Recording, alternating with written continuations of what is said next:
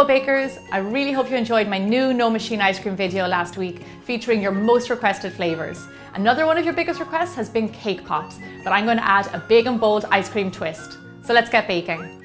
The first thing you'll need is cake. Now I'm using chocolate cake, but I've made an array of cakes in previous videos, so you can use any type you like.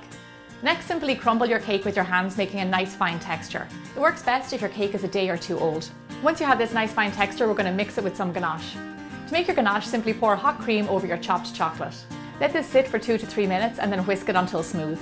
The better quality chocolate you use, the better your ganache will be. You can always mix your cake crumbs with frosting, but I prefer to use ganache because it makes them taste like chocolate truffles. Now simply add your ganache into your cake crumbs and then simply mix this all together. If you use a white cake, then you can always mix that with a white chocolate ganache. Once your cake is all mixed, you can start to scoop them immediately. I like to scoop a little bit bigger than a tablespoon, and I find that that's a really good size. And just quickly shape into a nice little round ball and then pop it on your tray. This mix will make around 13 cake pops. The melted chocolate and cake already smell so good together. We're going to pop these guys in the fridge and let them set and get started on our ice cream cones. I'm using sugar cones for my cake pops, but you can use any ones that you like. And I'm going to show you a little trick about how to get them nice and mini. Take a serrated knife and gently carve the bottom of your cone to around 3 inches long. Take your time when carving so you get a nice smooth edge. With these leftover bits of cones, you don't have to throw them away. You can still have them in an ice cream sundae. This next part is my favourite, and that's the assembly of the cake pops. Well, it'll make your life a lot easier when making these cake pops if you craft yourself a little cardboard box and put some holes in it so your ice cream cones can sit in there. This will stop your cake pops from bumping into each other while they're setting in the fridge. To make these cake pops really big and bold, I'm going to pour some ganache into the cone to give you an extra chocolate surprise. Once all your cones are filled, we're going to pop on our cake. Now take your lovely little cake ball, dip it in some ganache and then pop it on top of your ice cream cone. You just need a little bit of ganache on the bottom of the cake. I saw these little cake pops on Pinterest and I just thought they were the best idea.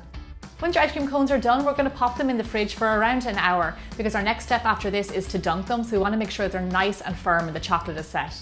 While our cake pops are setting, I'm going to melt some chocolate to coat them in. I melted white chocolate and I'm going to colour it a little bit pink, but you can colour it any colour you like.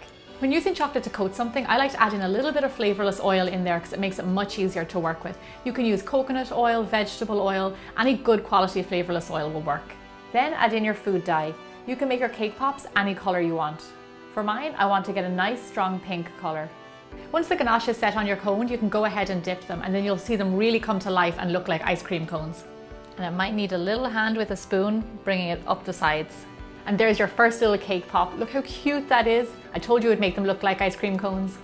Okay, we're going to continue with the next one. Give each cake pop some space so the chocolate can set. To make these cake pops really big and bold, we're going to add some melted chocolate on top and finish them with some sprinkles. Drizzling the melted chocolate makes it look like you have an ice cream sundae. And of course, finish it off with some sprinkles.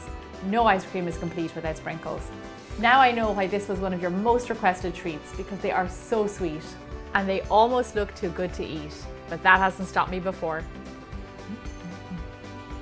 I really hope you enjoyed this week's episode. Don't forget to subscribe to my channel and I'll see you back here again next Thursday for more bigger, bolder baking.